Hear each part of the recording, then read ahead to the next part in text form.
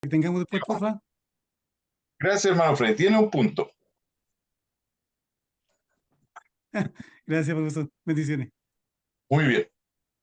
Entonces, como también le está hablando a personas que no entienden mucho acerca del credo, por eso presenta a Jesús como el Hijo del Hombre con mucho respeto, entendiendo que su texto, su evangelio, no tan solo iba a ser leído por griegos, sino también por eh, judíos. ¿Por qué presenta a Jesús como el Hijo del Hombre? Porque todavía no estaba desarrollada completa la, la aceptación, cuando Lucas escribe la aceptación de que Jesús efectivamente era el Hijo de Dios. El credo se estaba formando. Y por eso, con mucho respeto, Lucas escribe Jesús es el Hijo del Hombre. Y habla del humano perfecto porque está hablando desde niveles históricos, a diferencia de los demás. Está contando una historia.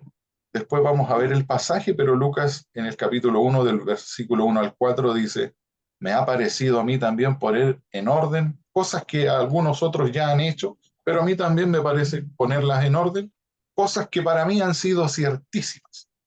Entonces, Lucas está hablando de una manera histórica, a diferencia de Marcos, que como él está hablando a personas que no tienen idea del credo, está hablando con un tinte evangelístico. Y Mateo, que le está hablando a personas que ya conocen el credo acerca de Dios, está hablando como si fuera un profesor de escuela dominical. Está dando, o como un discipulado, eh, como lo hagan en sus distintas iglesias. Por lo general, en algunas hay escuelas dominicales, para otros le hacen un discipulado a los hermanos que recién llegan. Bueno, si diéramos una diferencia entre cada evangelio, cómo está contando la historia, Lucas es un historiador, Marcos es un evangelista y Mateo es un maestro de escuela dominical o de discipulado.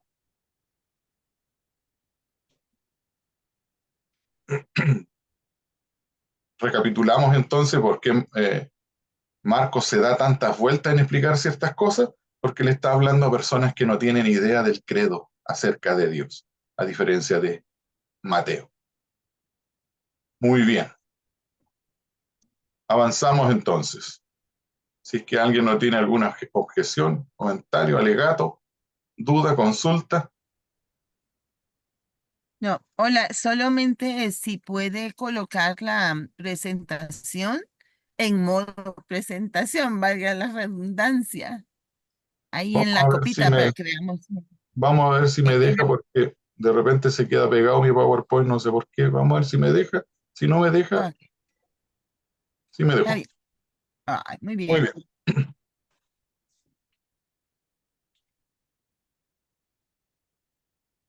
muy bien. Vamos entonces. Cristología en los evangelios sinópticos.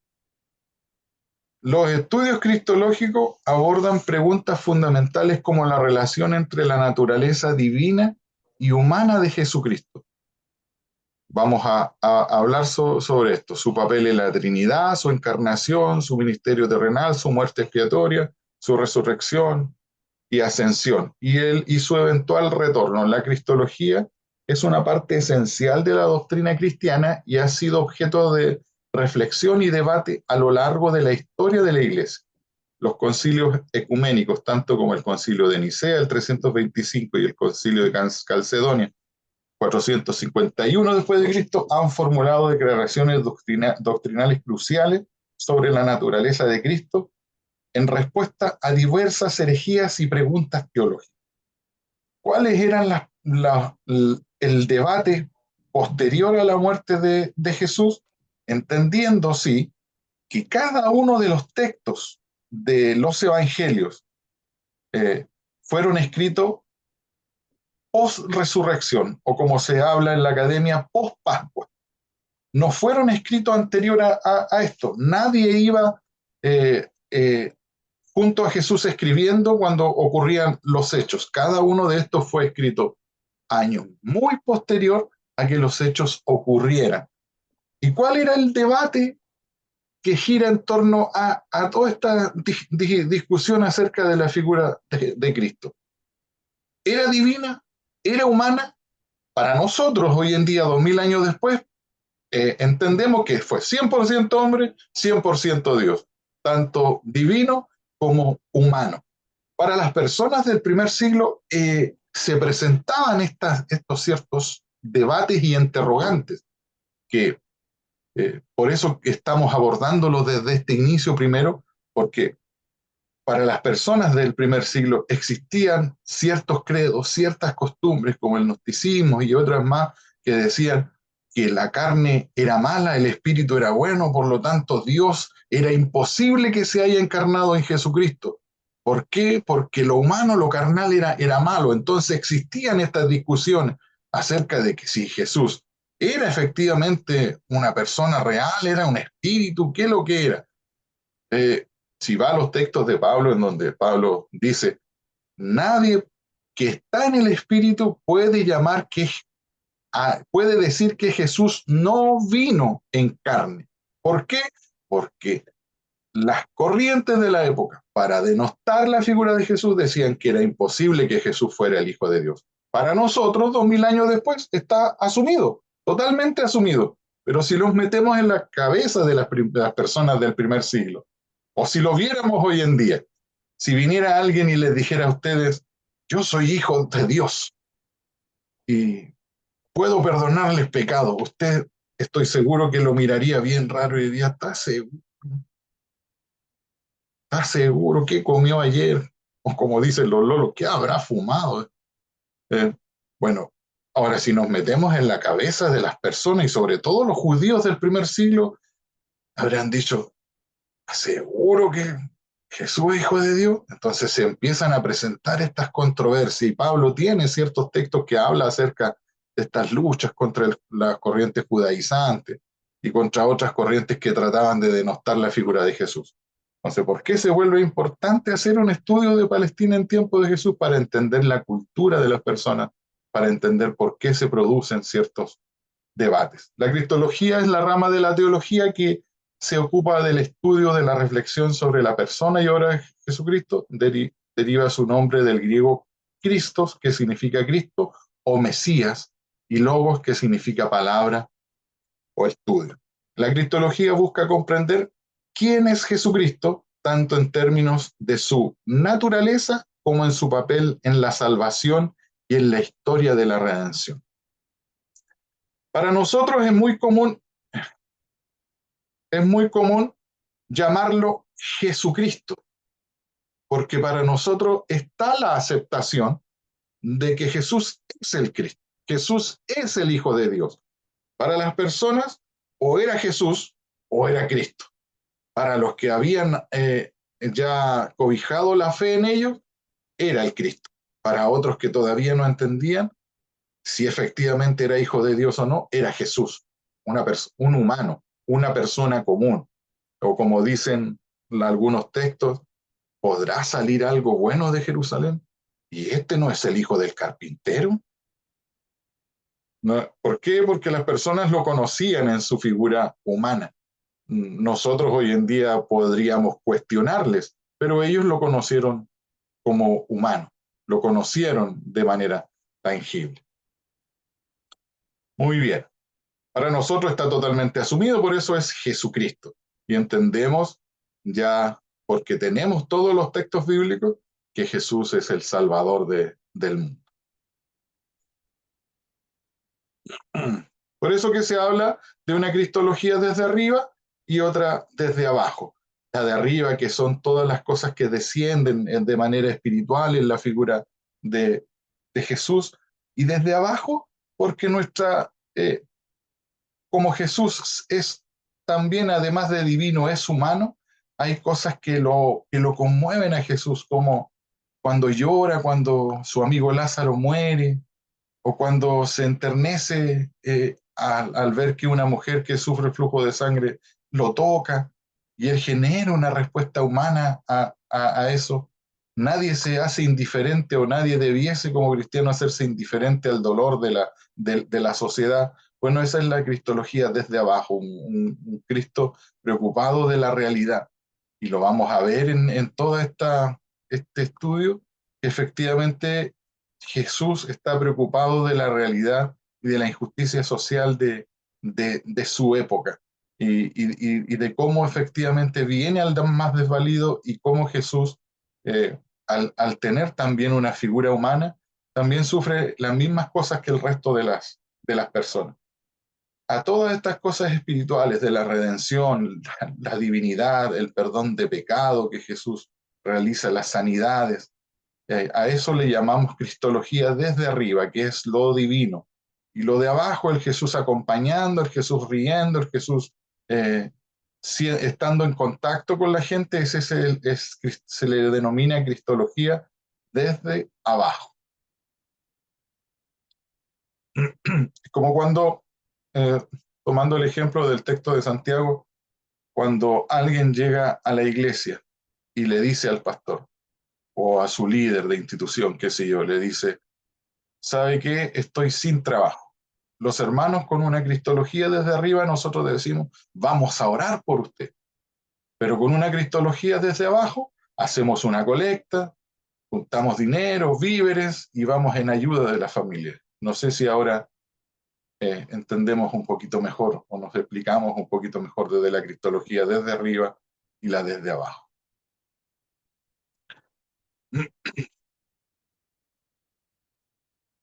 Muy bien, para abordar todos estos temas tenemos que hablar de la crítica de formas del texto bíblico. Es un método de estudio bíblico que se enfoca en analizar las diferentes formas literarias presentes en un texto, sobre todo ahora del Nuevo Testamento, para entender cómo estas formas se originaron, se transmitieron y se desarrollaron, y la comunidad cristiana primitiva antes de ser finalmente escrita. Este método se originó en el ámbito de la teología protestante alemana a principios del siglo XX, principalmente a través del trabajo de estudiosos como T.V. Lewis y Rudolf Bultmann. Los que principalmente Rudolf Bultmann es quien habla de la desmitologización de la Biblia. Quitarle en cierta forma toda esa mirada espiritual que le damos a los textos para verlas desde un contexto más humano y entender de que estos hechos efectivamente pasaron. Y cómo pasaron, están en un contexto. Es como, siempre le coloco este ejemplo a los estudiantes y les digo, en el futuro alguien va a escribir y va a decir, los hermanos cristianos en Chile, el 2019 en marzo, dejaron de ir a la iglesia por 2 años. Y eso va a ser todo lo que escriba. Pero alguien va a indagar en la historia y va a decir, pero es que llegó una pandemia por el COVID-19 y no es que los hermanos hayan perdido la fe, sino que tuvieron que resguardarse en sus casas. Bueno, nosotros movemos todos los textos desde la fe, interpretamos también desde la fe, pero los hechos ocurrieron. Son hechos reales, es lo que da el sostenimiento a nuestra fe, por lo tanto tenemos que verlo en su contexto. ¿Cómo ocurrieron? ¿Qué es lo que pasaba alrededor de la figura de Jesús? ¿Había más mundo fuera de la figura de Cristo? ¿Había un emperador? ¿Había un imperio? ¿Había una cultura religiosa? Y todo eso da explicación al por qué y cómo se escriben los textos bíblicos. ¿Comentarios, dudas hasta ahí?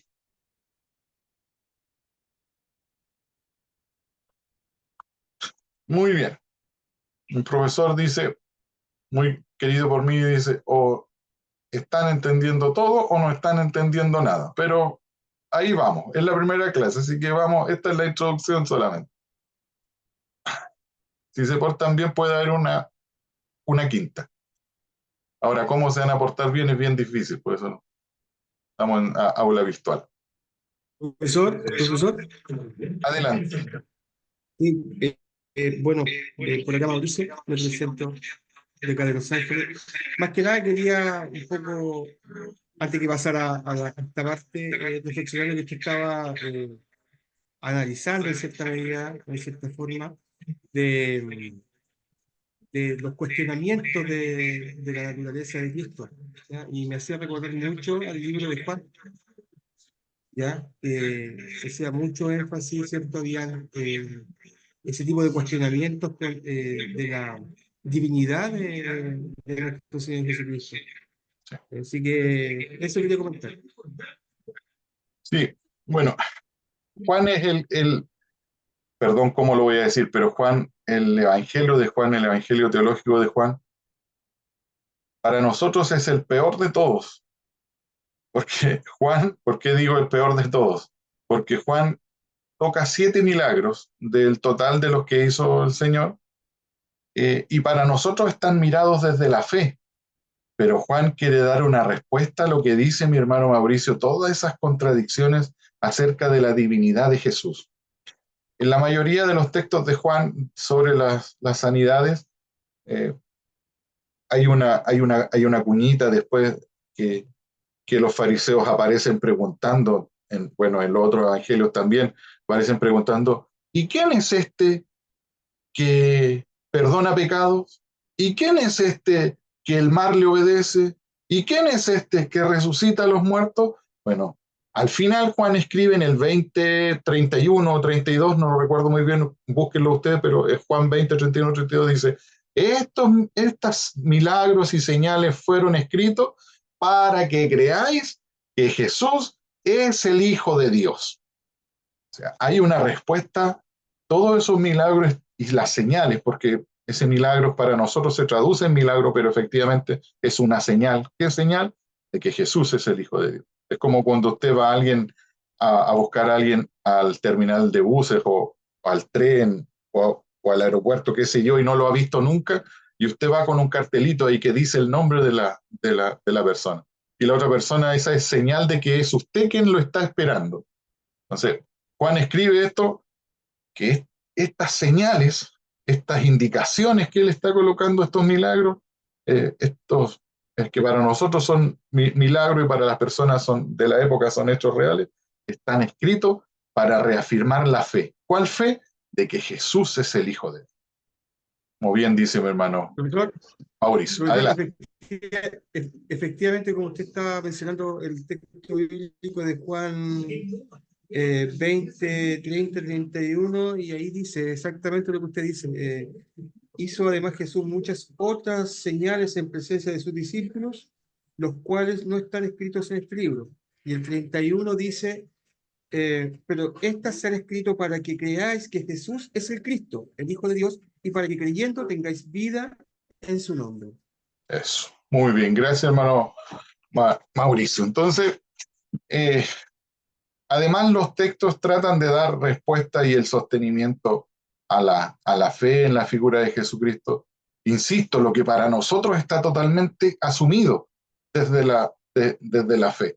Está totalmente entendido que Jesús es el Hijo de Dios, está totalmente entendido que nació de una mujer virgen, y que José era su padre. Todas esas cosas están asumidas para nosotros, pero para las personas del primer siglo, por su condición socioeconómica, sociopolítica, socioreligiosa y todas las socios que existían en la época, para ellos les costaba muchísimo entender. Ahora podremos nosotros desde esa fe asumida cuestionar a los fariseos, judíos, y irnos todos encima de ellos, pero tenían una razón de ser para esto. Gracias, mi hermano Mauricio. Avancemos, eso ya lo vimos. Bueno, desde la crítica de forma tenemos que evaluar también la condición del segundo templo. La religión predominante era el judaísmo, en un periodo de cambio significativo, y habían cosas que pasaban ahí en torno, habían figuras que eran determinantes en el comportamiento de cómo se llevaba la religiosidad. Habían ciertas costumbres culturales en la gente que para nosotros hay cosas que nos parecen muy extrañas, incluso algunas fuera de lugar, pero era el comportamiento de las personas. Y había una instauración jerárquica en esto. Primero estaba el sumo sacerdote, los saduceos, los sacerdotes, los escribas, los fariseos, los celotas, los esenios y el pueblo. La Biblia menciona a dos de estos sumos sacerdotes, que eran los principales en el templo. Esa era la cultura judía. Ustedes deben conocer cuál era la función del sumo sacerdote. Era el único que tenía lugar a entrar a la presencia de Dios, a diferencia de todo el resto del templo. O sea, él podía pasar de la cortina hacia allá, al lugar santísimo. Luego venían los saduceos, que ellos también en su credo tenían ciertas costumbres. Los saduceos eran las personas más ricas del pueblo judío. Y para ellos tenían cierta connotación el ser ricos. Por eso que cuando Mateo escribe las bienaventuranzas, menciona a los pobres, dice, bienaventurados los pobres en espíritu. Ese bienaventurado tenemos que traducirlos como felices. ¿Por qué como felices? Porque eso es lo que significa. Pero para los saduceos, y esto tiene una connotación, que los saduceos decían, yo soy rico, yo tengo mucho dinero, porque Dios está conmigo. El pobre es un desdichado y es un infeliz porque Dios no está con él, por algo que es pobre. Eso era lo que creían los saduceos. Por lo tanto, ellos decían que Dios estaba efectivamente con ellos porque eso lo respaldaba sus riquezas. Si usted me pregunta eso si pasa hoy en día, probablemente sí. Hay personas que justifican tener a Dios con tener dinero en los bolsillos, por tener un auto grande, una casa gigante, y era el pensamiento de los saduceos. Entonces, por eso el evangelista escribe, felices los pobres. ¿Por qué? Porque Jesús, el mensaje de Cristo está yendo contracorriente a una cuestión social. Bueno, los sacerdotes eran los que presentaban servicio en el templo, los escribas eran los encargados en ir copiando y transcribiendo de tiempo en tiempo los textos bíblicos que acuñaban para lo que para nosotros es el Antiguo Testamento. Ellos iban de tiempo en tiempo haciendo estos escritos. Los fariseos, que eran las personas que bíblicamente son las más contrarias al mensaje de Cristo, porque los fariseos, su función era hacer respetar la ley. ¿Cuál ley? Las cosas que venían desde arriba, lo que transcribían los escribas, los acuerdos que se producían en el Sanedrín, de cuál era su necesidad de generar el cumplimiento de la ley, conservar la cercanía con Dios. ¿Por qué? Porque cualquier incumplimiento de esta ley les hacía desdichados, infelices, les generaba problemas, porque esa era la creencia de los fariseos. ¿Recuerdan cuando Jesús se encuentra con el ciego en el camino y Pedro les pregunta, ¿quién pecó, este o sus padres, para que naciera así? Entonces, la interpretación de la ley de los fariseos hacía que ellos creyeran que todas las personas que sufrían alguna enfermedad, tenían algún mal, por ejemplo, si un niño llegaba a quedar huérfano, para los fariseos era, y para el resto del sacerdocio era decir, este niño quedó huérfano porque algo hicieron sus padres. Este niño está pagando un delito que sus padres hicieron. ¿Por qué? Porque para ellos todo pecado traía consecuencia. Culturalmente eso era lo que ellos creían. Y los fariseos por eso trataban de que todo el mundo cumpliera esta ley. ¿Para qué? Para guardar el buen nombre de Dios. ¿En qué sentido? En que ellos, los judíos, eran el pueblo escogido por Dios. Entonces, si ellos se desviaban de hacer lo correcto y le empezaban a pasar cosas, el resto de la gente iba a decir que al Dios que ellos servían probablemente no era real. O sea, tiene una razón de ser cultural el comportamiento de los fariseos acerca de la observancia de la ley. Porque para nosotros podría ser muy, muy correcto, porque Llevémonos un poco a nuestro contexto histórico hoy en día. Hay personas que no quieren saber nada con el mundo cristiano ni con la religión cristiana. ¿Por qué? ¿Será la culpa de Cristo? ¿Será la culpa de Dios? Porque algunos de nosotros habremos dejado de practicar la observancia a esa ley y entonces el que termina siendo discriminado es Dios. Entonces ese es el sentido que los fariseos le dan en el primer siglo al cumplimiento de la ley. Tienen culturalmente una razón de ser. No es una defensa ni algo por el estilo, pero para que comprendamos cuál es el contexto cultural en que los fariseos se están desarrollando. Entendamos que venía un hombre a decir, y que no lo decía él, pero el pueblo lo empezó a proclamar, y la gente decía, es el Cristo, es el Mesías, es el Hijo de Dios. ¿Cómo se habrán sentido los fariseos, siendo que Jesús no respetaba el sábado, tocaba a muertos, se juntaba con las personas que nadie quería juntarse? Para ellos probablemente era un problema y era complicado de entender. Los celotas, estos celotas que probablemente alrededor de Jesús, de sus discípulos, habían dos, estos eran peor que los fariseos, estos eran capaces de matar si es que alguien no cumplía la ley y no cumplía con las ordenanzas de las leyes. De estos celotas viene una palabra muy común hoy en día en Chile, que es la palabra sicario. ¿Por qué? Porque los celotas en su cinto llevaban un cuchillo muy pequeñito que se llamaba sica, y que con Señorita, ese cuchillo pequeñito, se le abrió el micrófono a algún hermano. Con ese cuchillo muy pequeñito llamado sica, eran capaces de matar a alguien que era sorprendido no cumpliendo la ley, los celotas.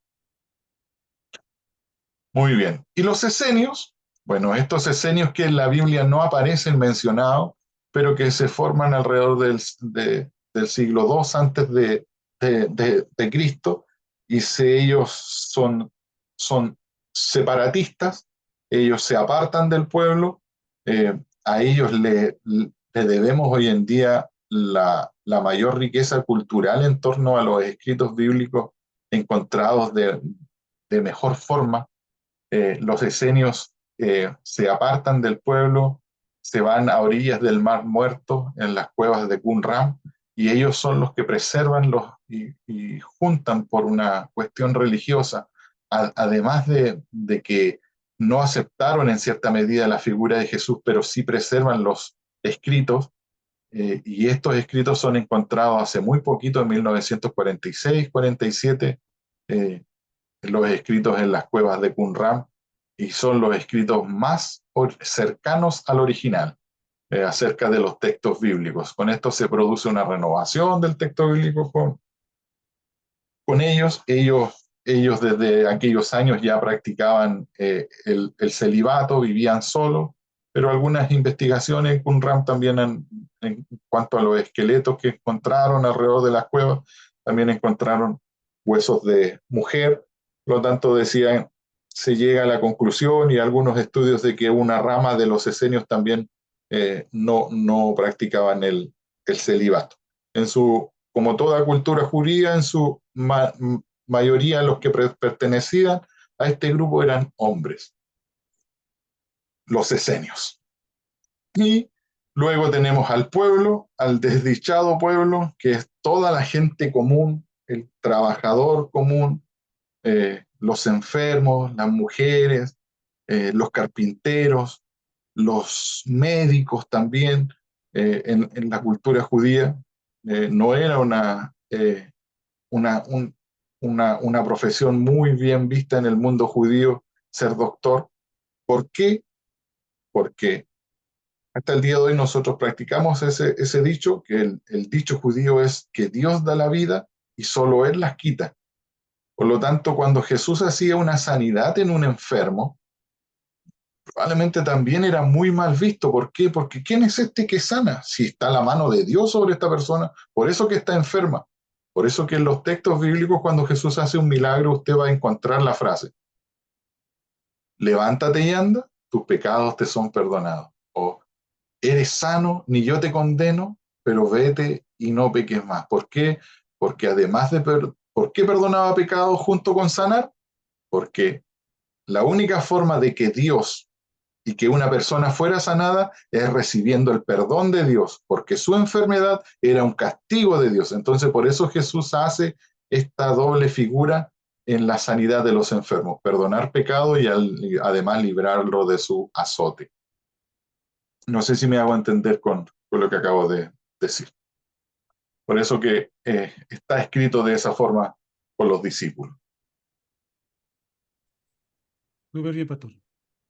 Gracias. Gracias. Doble punto para usted. Bueno, la importancia de la crítica de forma en la interpretación bíblica. Preservación y transmisión de los textos. La crítica de forma es vital para entender cómo los textos bíblicos fueron preservados y transmitidos a lo largo del tiempo. Esto tenemos que entender lo que acabo de decir hace un ratito, de que nadie iba al lado de Jesús escribiendo lo que Jesús hacía.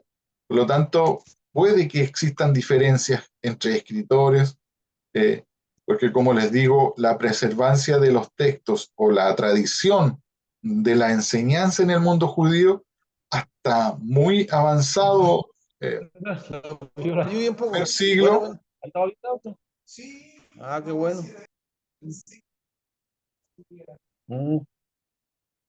hasta muy avanzado en el primer siglo era una tradición oral. Para el primer siglo no era muy común que todas las personas supieran leer y escribir. Por lo tanto, era por su mayoría la gente con un grado de analfabetismo, si lo podemos llevar al lenguaje actual. Las personas no sabían leer y escribir y por lo tanto todo lo que transmitían en torno a la figura y las palabras era de manera oral. Era contándose las historias unos a otros. Eran muy pocas las personas que sabían leer. Pablo corre con mejor suerte, él trabaja con Marcos, con Lucas, que eran personas que sí tenían letras, por eso eran importantes para él y su ministerio. Por eso Pablo se junta con ellos, por eso también Lucas trabaja con Pedro también en cuanto a los escritos, y los textos bíblicos eran circulares, perdón, las cartas, las epístolas de Pablo eran circulares porque muy probablemente el que recorría con las cartas era porque sabía leer y iba al otro pueblo a contar sobre eso porque probablemente también era el único que sabía leer y llevaba el mensaje de los escritos de Pablo. Algunos de ellos aparecen mencionados a estas personas en las cartas de Pablo. Pablo le da cierto énfasis, Pedro también da cierto énfasis a quienes son los que le ayudan en esto a llevar el mensaje entre los pueblos. ¿Por qué? Porque era de tradición oral. El mensaje iba de tradición oral. Las personas no sabían leer y escribir. Hay muchas explicaciones sobre esto, lo vamos a ver en algunas clases probablemente, que es por eso que no se tiene certeza del año cero.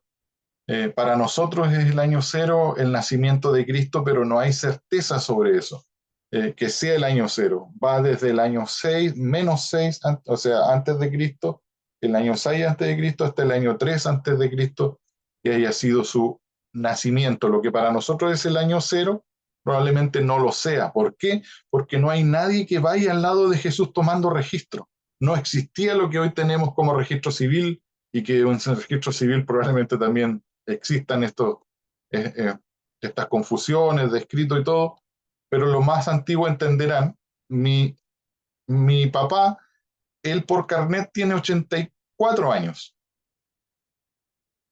pero él dice que cuando lo pasaron por el civil, él tenía 6 años. Por lo tanto, él me cuenta esa historia a mí. Yo tendré que creerle, pero los más antiguos sabrán que esto en ocasiones funcionaba así. Por lo tanto, según Carnel tiene 84, pero debiese tener alrededor de los 90. No tenemos certeza de eso, pero él sí sabe que lo pasaron más o menos a los 6 años por el civil. Bueno, con Jesús, si no había registro civil, imagínense ustedes si tendremos certeza de que fue el año cero. Y esto pasa porque la transmisión de los textos era de manera oral. Se iban contando las personas. Y entre contar y contar, probablemente Flavio Josefo, que es Antonio Piñero y Picasa, Javier Picasa lo condenan a Flavio Josefo, dicen que el culpable de esto es él porque se comió un par de años por ahí haciendo historia. Bueno, si le pasó a mi papá 2000 años después, no le va a pasar a la figura de Jesucristo y los historiadores. Tenemos que entender, eso no nos aparta de la fe, pero es un dato interesante de comprender ahí. Reconstrucción de los textos originales. No tenemos textos originales. No existen en ninguno de sus libros del Nuevo Testamento. No hay textos originales. El más cercano es una segunda copia del texto.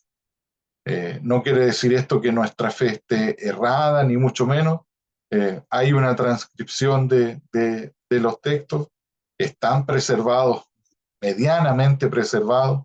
Hay un trabajo serio arqueológico ahí, tenemos que entender que sí lo hay, al igual que cuando nosotros hoy leemos el texto bíblico y el pastor o nosotros siendo pastores predicamos en la iglesia, no entendemos que la transmisión del texto bíblico o en cómo el predicador o la predicadora del día exhorta el texto, entendemos por fe de que esa persona está haciendo lo mejor posible el trabajo de entregar el mensaje, el trabajo de conducir la figura de Cristo hacia las personas. Por lo tanto, también tenemos que tener la certeza que quienes hacen todas las transcripciones de la Biblia a un idioma más comprensible, están haciéndolo desde la fe y con la mayor mentalidad posible de que el trabajo quede bien hecho, con mucho amor también. Porque, bueno, la foto no nos coopera mucho, pero si usted ve en el fondo de la imagen y que si busca en Google manuscritos del Mar Muerto, rollos del Mar Muerto acerca de la Biblia, va a encontrar que ninguno de ellos está completo. En ninguno de ellos es como que si dijéramos, tenemos un libro y está con todas sus hojas. Bueno, no hay ningún manuscrito que esté hecho así. Dudas, consultas hasta ahí. También tenemos la comprensión y estilo y el propósito del autor. En toda esta crítica de forma tenemos que entender lo que hablamos al principio. Mateo le está escribiendo a judíos, Marcos a romanos, y Lucas un evangelio más universal, en su lenguaje comprensible, en un lenguaje que cada una de las personas entiende. Entonces, tenemos que entender y comprender que van a coincidir en ciertas cosas, pero en su forma de expresarlo probablemente tengamos diferencias. ¿Por qué? Porque cada autor también tiene su propio estilo para escribir. Como el término que hoy en día usamos en la iglesia, este mensaje ya lo hemos predicado antes, pero hoy cambió el cocinero, es un dicho muy pentecostal ese. Hoy cambió el cocinero, así que el mensaje probablemente tenga un matiz diferente. Bueno, es lo mismo que pasa con los evangelios. Una consulta. Buenas Adelante, hermano noches. Luis. Todo lo que usted, digamos, engloba bajo el rótulo de la ciencia de la crítica de forma, o sea, como que me puse a ver un poco el tema y como se habla actualmente de la ciencia bíblica, Ciencias ¿cierto? bíblicas. Sí, Entonces yo creo que ahí se engloba lo que es la crítica literaria de forma, la redacción sí, textual, sí, más o menos como lo que usted estaba hablando, que lo encasilló sobre la crítica de forma. sí, Solamente ese sí, detallito. A lo mejor yo lo entiendo de esa manera, es más que nada para el diálogo, yo lo sí, entiendo de sí, esa manera, que es parte del tema de las ciencias bíblicas. sí, es parte de la ciencia Eh, bíblica, pero no vamos a hablar de todo porque la crítica textual ya sí, no, nos tomaría mucho no, más no, tiempo. Por eso que no, no, solo sí, tomé. lo entiendo que está enfocado sobre el contexto histórico, pero era solamente Sí, una duda. gracias, hermano José. No, sí, es eso, las ciencias bíblicas hablan mucho acerca de esto y probablemente sea muy necesario. ¿Por qué? Porque hay textos Muchas que no gracias. tenemos completos, hay textos que tenemos que hacer una transcripción, hay que hacer exégesis en ciertos textos. Profesor, Adelante. profesor, yo quería hacerle una consulta. Es con respecto a los evangelios, el evangelio de Mateo, de Marco, de Lucas. Siempre, bueno, uno al leerlos detecta o se da cuenta que en cierta medida algunos extraen palabras o hay palabras por ejemplo, no sé, en Mateo hay, por ejemplo, frases que en Marco son distintas a las que se escribe en Mateo. Eh, ¿Con qué nos podríamos quedar o con quién se podría quedar el cristiano, ¿cierto? Al final para entender un poco. Es una pregunta muy linda y muy pastoral. ¿Por qué? Porque, bueno, digo pastoral desde el punto de vista de la predicación y de la exhortación. Como ya lo hemos venido diciendo, los escritores de los evangelios tienen mucho respeto por su audiencia. Y es lo que nosotros debiésemos hacer. ¿Cuál texto tomamos? Bueno, según la audiencia. Porque, como les decía, Lucas es un historiador, un evangelio universal, está tratando de explicarle a un grupo más amplio de personas acerca de la figura de Jesús.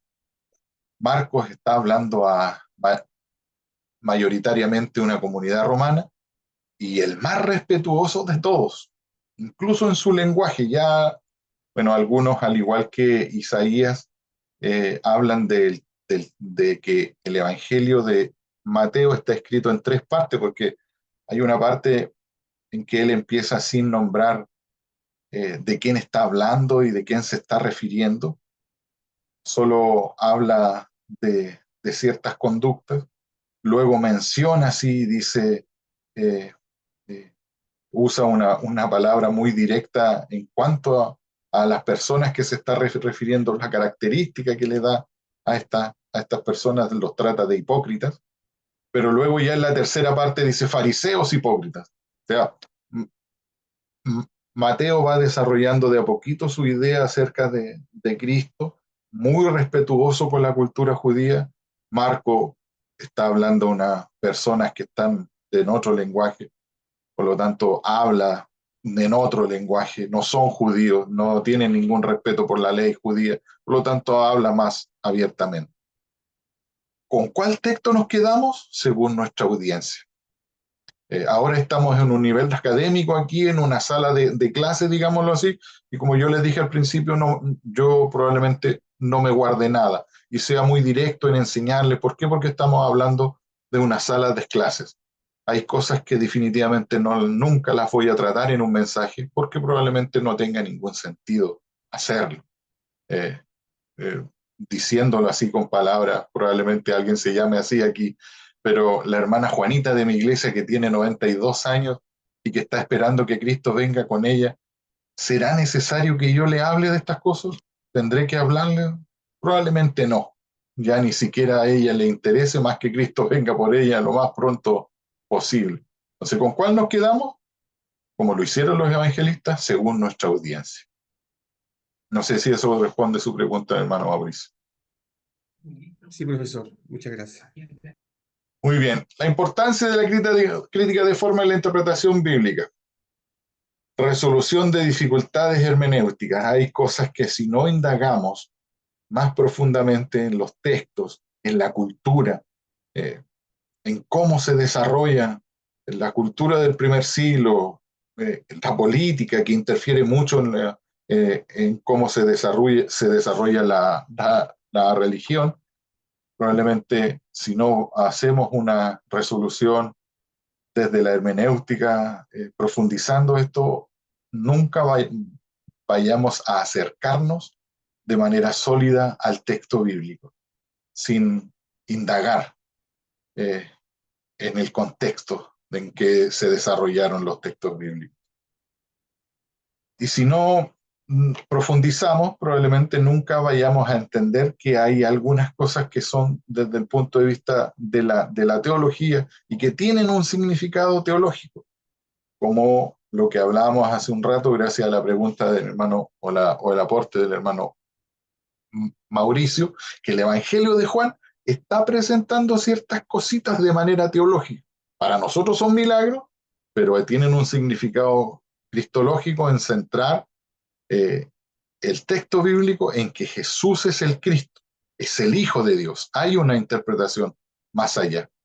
No, si no indagamos con la hermenéutica y la descripción de los textos y lo que los textos nos van entregando, probablemente no podamos profundizar en el significado teológico de de cualquier texto, sobre todo del Evangelio sinóptico. Ahora, ¿qué significa teológico o teología? El estudio de Dios. ¿Por qué es importante? Porque todo cristiano quiere llegar a Dios. El único camino a Dios es Cristo. Entonces, si no indagamos en los textos, difícilmente podemos llegar a comprender por qué Dios hace lo que hace por medio de Cristo. Es muy necesario para Profesor, nosotros. Adelante. No sé quién está hablando. Me parece, bueno, sí, sí. Bueno, por acá le habla el pastor Víctor Rifos de Hualpén. Mire, me parece muy oportuno esta primera clase, ver el desarrollo del contexto, de la parte histórica, política, social y religiosa. Y quiero dar mi pequeño aporte también al comentario que usted está realizando. El enfoque, por supuesto, es muy importante. Cómo se desarrollaba la vida en el primer siglo, cómo estos movimientos, ¿cierto? Que para ellos en ese tiempo el enfoque secta tiene otro enfoque al día de hoy, eran prácticamente eh, diferentes escuelas de pensamiento, en el caso que usted puso, ¿cierto? Saduceos, fariseos, celotes, tenían otras formas de ver la vida prácticamente.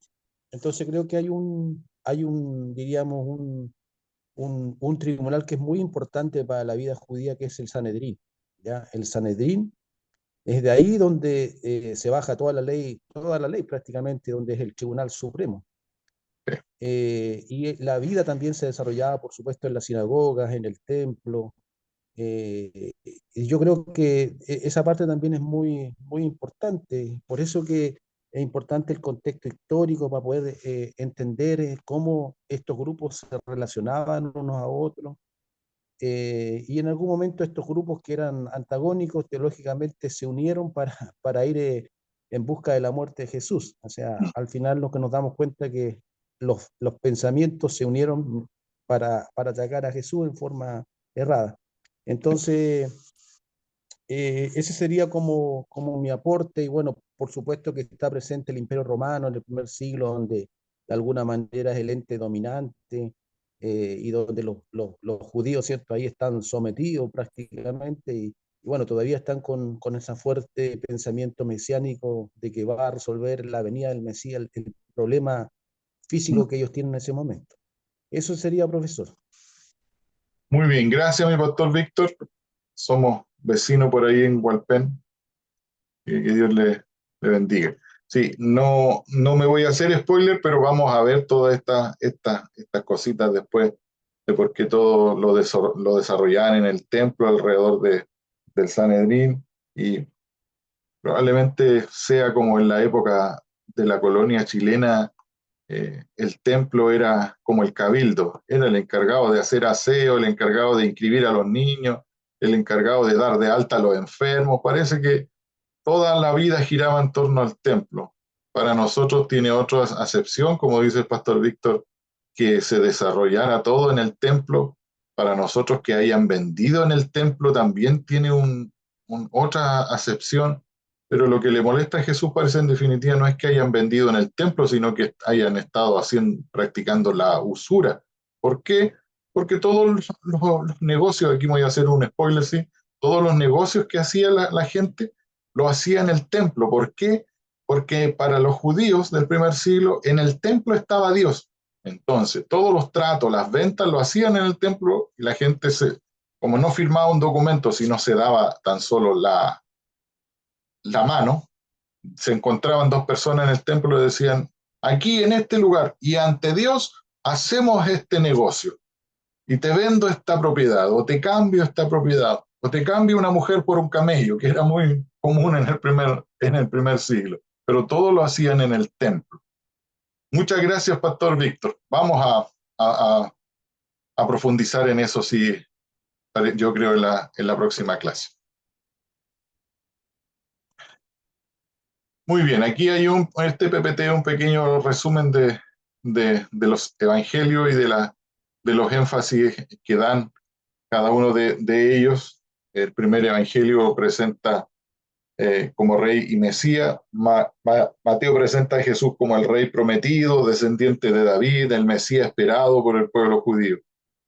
Tiene cierto énfasis en la enseñanza ética y destaca extensos bloques de enseñanzas éticas y morales, incluyendo el Sermón del Monte, que aborda la ética del reino de los cielos. Su público es principalmente dirigido a judíos, como ya habíamos hablado. Marcos lo presenta como el siervo sufriente y destaca la acción y el servicio de Jesucristo, presentándolo como el siervo sufriente que vino a dar su vida en rescate por muchos. Su énfasis en la acción es conocido por su estilo conciso y su enfoque en la actividad de Jesús, resaltando milagros y acciones poderosas. ¿Por qué? Porque está dándole un enfoque evangelístico, entonces tiene que manifestar a Jesús desde esa área, del Jesús y del Mesías que resuelve los problemas del pueblo, que es como nosotros predicamos hoy en día el Evangelio a las personas que no conocen a Cristo.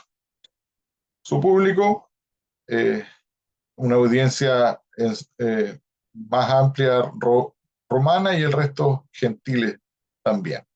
Lucas presenta a Jesús como el Hijo del Hombre, el Salvador universal. Lucas presenta a Jesús como el Hijo del Hombre, resaltando su humanidad y subraya la compasión de Jesús haciéndolo hacia los marginados. También enfatiza la universalidad de la salvación. ¿Por qué la universalidad? Porque hasta el momento todavía no se desarrolla y no se había desarrollado el credo de que Jesús no venía a salvar tan solo a su casa, sino a todo el resto de la humanidad.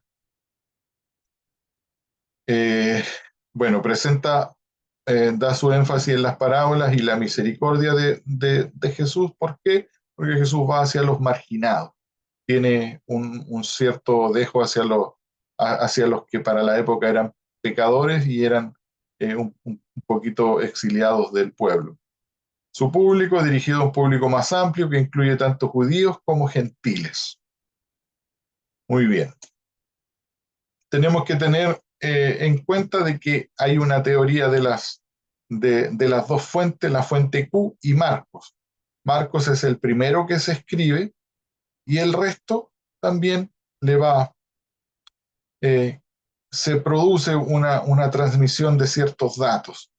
Porque hay algunos que aparecen en Marcos, también en Lucas y en Mateo, y hay otros que no aparecen en Marcos, pero están en Lucas y en el otro evangelio, porque está la fuente Q, que es el resto de los escritos que estaban en la época. Para nosotros en el canon está Mateo, Marcos y Lucas, pero también hay otros escritos que no están en el canon y que probablemente hayan sido desarrollados también por personas que decidieron escribir, y como no escribieron desde la fe, como no escribieron para engrandecer la figura de Cristo, sino tan solo historia, no están en el canon, pero no con eso no quieren decir que no sean válidos, y los primeros evangelistas lo usaron ciertos datos que ellos no manejaban. Y Lucas lo describe así en el capítulo 1, del versículo 1 al 4, y dice, puesto que ya muchos han tratado de poner en orden las historias de las cosas que entre nosotros han sido ciertísimas, tal como nos las enseñaron los que del principio lo vieron con sus ojos y fueron ministros de la palabra. Me ha parecido a mí también, después de haber investigado con diligencia todas las cosas desde su origen, escribirlas por orden, oh excelentísimo Teófilo, para que conozcas bien la verdad de las cosas a las cuales has sido instruido. No hay una fuente de transmisión del pensamiento y del mensaje de Cristo en torno a los discípulos y las personas y los seguidores de Jesús. Lo que para nosotros podrían ser libros apócrifos, para la época no eran considerados así, sino eran escritos y que se volvían importantes para poder reafirmar la fe y darle cierto énfasis a la historia. Muy bien. ¿Qué hora es? No nos vamos a pasar. O me quedan unos minutitos. Bien, el contexto romano de la época, tenemos que ahondar aquí un poquito, que existía lo llamado la Pax Romana y la Lex Romana. Son conceptos relacionados con la antigua Roma y su influencia en el mundo mediterráneo durante su auge como imperio. Bueno, la Pax Romana es la paz romana, que va desde este imperio del 27 a.C. al 180 después de Cristo. El imperio romano se estanca en su lucha por crecer como imperio y trata de instaurarse como nación. Por lo tanto, trata de hacer que todo lo que bordea el Mediterráneo, que era su imperio o la parte que estaba bajo el control de Roma, ya los soldados dejan de ser soldados como tal, sino se transforman en guardia o policía, vigilan los caminos, vigilan los territorios, hacen que la gente pague sus impuestos, empiezan a desarrollarse caminos, empiezan a desarrollarse eh, muchas cosas que hacen que exista una cierta paz en torno al imperio. Cualquier persona podía transitar por sus caminos y pagaba el impuesto y vivía en paz y dejaba tranquilo al resto. ¿Por qué? Porque el imperio romano no le importaba que sus pueblos que tenía subyugados practicaran su credo, eh, eh, sirvieran a sus propios dioses. Es por eso que lo vamos a ver después, el mundo judío tenía su Sanedrín, tenía su templo, tenía su estructura jerárquica, había un rey dentro del mundo judío. ¿Por qué? Porque al imperio romano no le importaba eso, solo le importaba que la gente pagara impuestos. ¿Para qué? Para modernizar sus ciudades y fortalecerse como lo que querían realmente ser un imperio más allá de una nación. Entonces había una cierta paz en el ambiente en donde Cristo se desarrolla. Bueno, habían leyes, estaban formándose ciertas leyes, había lo que se conoce como el código justiniano y todo esto, estas cuestiones legales que hasta el día de hoy están. Pablo se refiere a una de ellas en Romanos 8, del versículo 1, cuando dice, ninguna condenación hay para el que está en Jesús. Pablo está pensando en que los juicios romanos ahora son tan ordenados que ninguno puede ser juzgado dos veces por un mismo delito. No, eso no pasaba. Entonces, antes sí pasaba, se ensañaban con las personas y los romanos presentan un cierto orden legal y generan ciertas leyes que protegían al pueblo, protegían a la sociedad, generaban una cierta paz. Había ciertas cosas en torno a las leyes que se estaban formando en Roma. Bajo este contexto de paz y entorno legal, Pablo también habla. Pablo dice, soy ciudadano romano, necesito... ¿Por qué? Porque él tenía que ser juzgado como ciudadano romano. Todos eran romanos y algunos tenían doble nacionalidad. ¿Por qué tenían doble nacionalidad? Porque los pueblos sometidos por Roma, a Roma no les importaba si ellos nacían bajo su pueblo o no, mientras pagaran el impuesto, vuelvo a insistir, para Roma era lo que les importaba. Y a lo que decía el pastor Víctor hace un rato, pareciese ser que los problemas Jesús no los tuvo con Roma, para Jesús era el mejor Mesías que los romanos podrían esperar, porque ¿cuál era el mensaje de Cristo? Dar a César lo que es de César y a Dios lo que es de Dios. Cualquiera que pagara, o sea, que predicara que había que pagar impuestos, para los romanos era lo que ellos querían. ¿Con quién tuvo el problema, como bien decía el pastor Víctor? Jesús finalmente con su propia gente, por eso que Pilato al final, cuando va a condenar a Jesús, dice, yo no le encuentro pecado a este hombre, ninguna falta, yo me lavo las manos, ustedes son los que están decidiendo que se muera. Los romanos tenían su ordenamiento legal como correspondía, pero sí aprovechándose de las fiestas. Los judíos saltaron, ¿cierto?, esa brecha por una cuestión legal, que una vez al año ellos podían presentar a un reo o intercambiar a un reo por otra persona. Por eso que eligen a Barrabás y Jesús es condenado. Estaba dentro de los ámbitos legales. Y bueno, tenemos que entender que Jesús bajo este contexto nace. Jesús, hay un cierto predominio histórico, cuenta en Lucas 2, 1, 7 el decreto del emperador Augusto que ordena que todo el mundo se inscriba en un censo. Bueno, Lucas está, como es un historiador, está presentando algo que no muchos presentan. Como es historiador, insisto, está presentando un contexto que están bajo el Romenio, un imperio, hay un emperador, se da el gusto hasta de poner el nombre y son las cosas legales que están pasando. ¿Ya? Hay un emperador, hay vida fuera del texto bíblico, dice Lucas como historiador.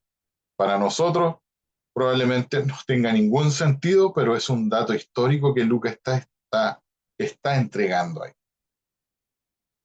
Lucas habla acerca de un Jesús, y esto es solo una pincelada, habla acerca de un Jesús como el Hijo de Dios, el Hijo del hombre, que nace en un pesebre. Y para nosotros probablemente no tenga ningún sentido histórico, pero cuando hablamos de ese Jesús, que era un manso cordero humilde, que se humilló a sí mismo, siendo Dios, se humilló, no es que solamente Jesús lo hablara de la boca para afuera. Lucas 9, el 58 dice ahí, en palabras de Jesús, Lucas lo menciona, dice, las zorras tienen guarida, las aves tienen su nido, pero el Hijo del Hombre no tiene dónde recostar su cabeza. Para nosotros podría ser un texto más, pero para Jesús es su realidad. Jesús, según Javier Picasa, era tan humilde su condición humana que sus papás ni siquiera tenían casa. En buen chileno, no sé, perdónenme los extranjeros que están en buen chileno, es como decir, Jesús o José, su padre, no tenían dónde caerse muerto. Era una realidad para Jesús. Él no habla de la necesidad de las personas desde afuera. En un contexto histórico, Jesús sabe cuál es su realidad. Sus papás no tienen descendencia, o sea, sus papás no tienen herencia, no tienen casa. Él nace en una posada, nace en un pesebre. Y Jesús menciona también que él no tiene dónde recostar su cabeza. Hay una figura ahí de manera poético escrito de que Jesús está diciendo, yo no tengo casa, no tengo dónde dormir. No sé si me siguen ahí con el contexto histórico en donde nace Jesús. Para nosotros, vuelvo a insistir, son solo palabras, pero para Jesús es la realidad. Él conoce la realidad del necesitado, conoce la necesidad del pueblo de la época. Muy bien, comentarios, dudas, alegatos, hasta ahí. Ya la próxima clase vamos a ir de lleno a todos los textos y en la profundización de cómo era la cultura. Hoy dimos solo una pincelada de lo que sería. Hoy que aparecieron harto ahora, como cuando uno comparte pantalla aparecen algunos, no, aparecen todos, pero hay hartos. Profesor Roberto, no sé si está por ahí.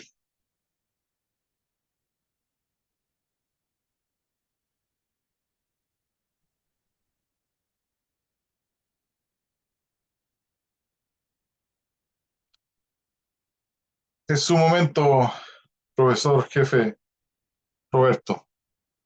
Está sin audio, mi querido pastor. Audio.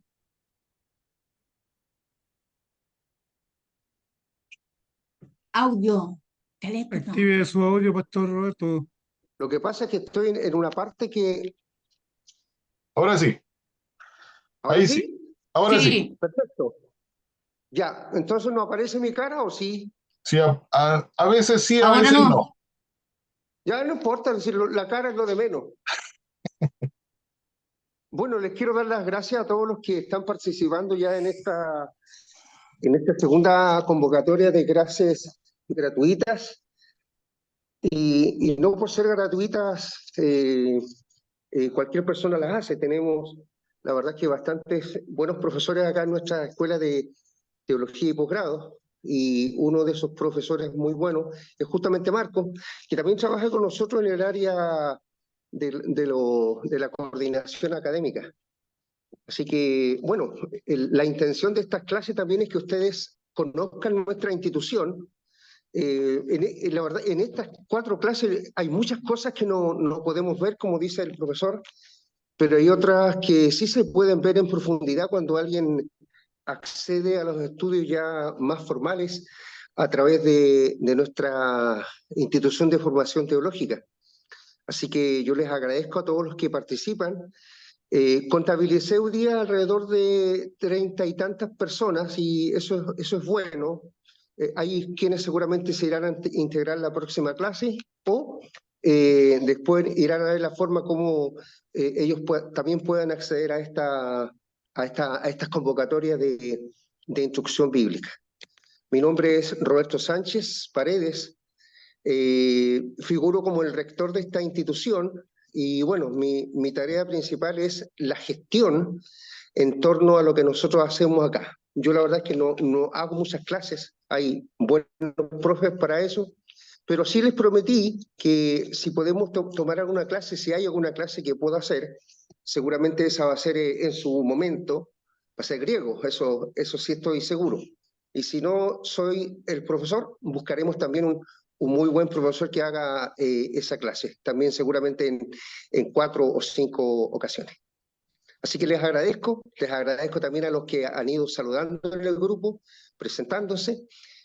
Más tarde o tal vez mañana vamos a ir al registro para poder identificarlos bien y como lo hacemos siempre, les escribimos a través del correo electrónico y después están ustedes informados de todo.